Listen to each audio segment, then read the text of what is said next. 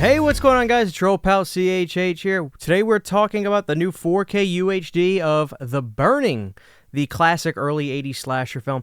I've been going through somewhat of a little bit of a crisis on getting more movies for 4K from Scream Factory because I feel like I'm rebuying all the movies I've purchased before.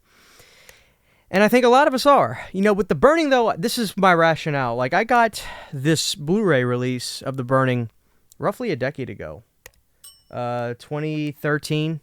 Yeah, so a decade ago, which is crazy to think about. But I feel like I got the miles out of it.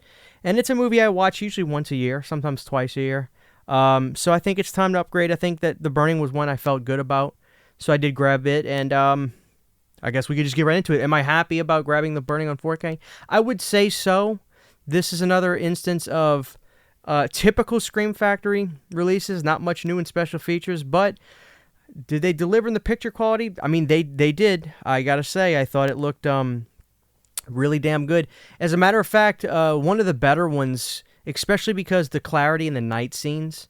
The night scenes really had a spark of definition that was a big upgrade from this Blu-ray release, and I thought it looked good. There was obviously the Dolby Vision really is gonna peak this up, and some of the stuff that looks really good is the outdoor stuff, of course, but like I said, the nighttime stuff, the definition, I really want to say that's where the shine is.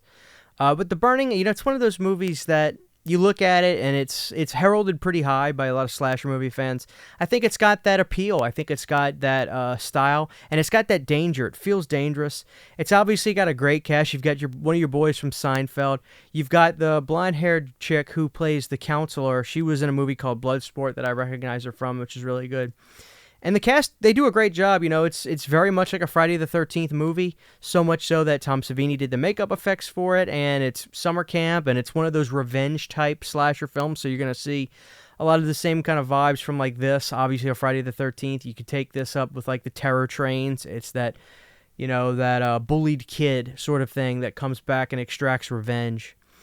And, Cropsy's a mean son of a bitch. What I loved about this movie, too, is my favorite scene looked remarkable. It's the scene where they're canoeing down on the man-made canoe when they went to, like, this little port area on the campsite, and they needed to canoe back to try to find the canoes that went missing. They find the canoe, and Cropsy comes out, and you get that incredible silhouette shadow shot of him with the big pliers, the garden shears, if you will. And he wreaks havoc. I mean, it's one of the best slasher sequences from that era. Bodies are piling up in that scene, and it looks great. The only thing is, the better the picture quality, and we saw this with Friday the 13th, the better the picture quality, the more noticeable the effects are. And that's just something you got to learn. You kind of got, it's give and take. Something you can suffer with high definition.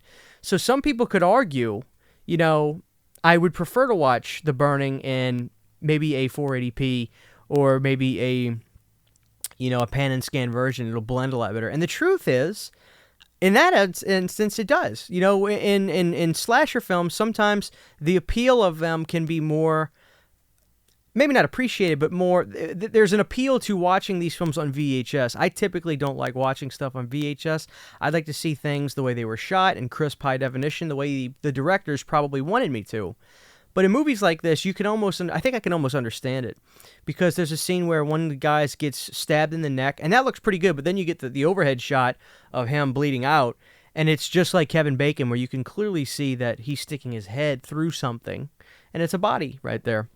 So that's something you just got to learn to either deal with, accept, or revolt against. That's something you just got to figure out for yourself. With that being said, though, in terms of a 4K, incredible. It really reminded me of how stark the improvement was with, like, Funhouse. Funhouse was a 4K that had a massive jump, and I actually recommend that one highly for 4K. If you're going to grab anything and you really want to be able to notice it, you tell yourself, I don't notice much difference with 4K, Funhouse would be one bigly.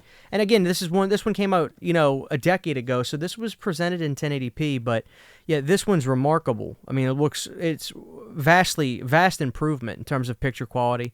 So, I was pretty happy with it.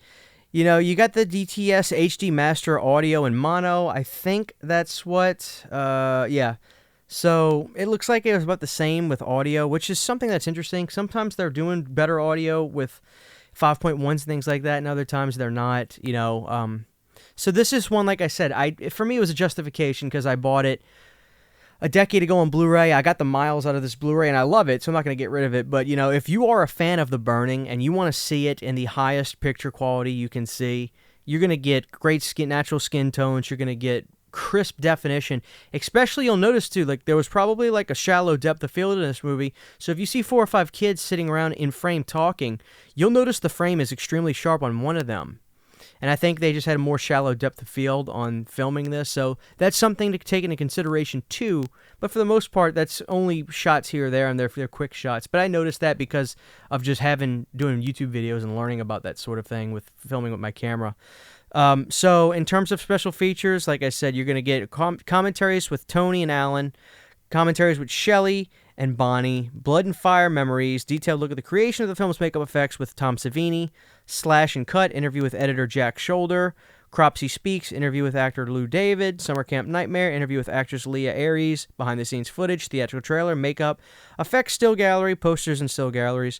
And of course, with this release, you are not getting any reverse art. I say of course, you're just not getting any reverse art. You're getting the theatrical poster, and that is it. So interesting, because I forgot to show the reverse art for Creepshow last time, and in this time I was so ready to be able to show you the reverse art.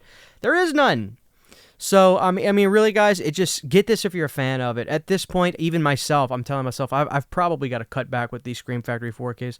They're coming out so rapidly, and it's literally rebuying movies I bought pretty recently. This is an exception. Like I said, I've had this for a decade, this movie on Blu-ray, but like, My Bloody Valentine just got out. It's like, goddamn, I just bought that movie. I think I'm not going to get it. I just got to figure it out. Like, it's tough. There's a lot of stuff coming out.